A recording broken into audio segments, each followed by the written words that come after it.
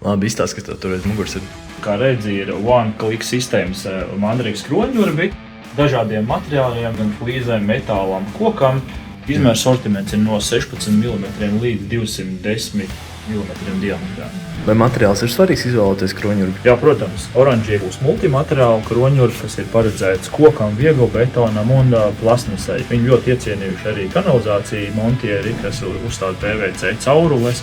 Ļoti efektīgi un ātri var izveidot attiecīgos urbumus materiālā. Un baltais savukārt būs bimetāla kroņurbis, tas ir paredzēts koks ar naglām skrūvēm kopā vai tīri metālā izurbšanai. Mandrīgas sortimentā ir arī flīzētājiem urbi, tie ir dimantu flīžu urbi, paredzēti visu veidu flīzēm, arī akmens masas flīzēm, kas ir ļoti ciets materiāls.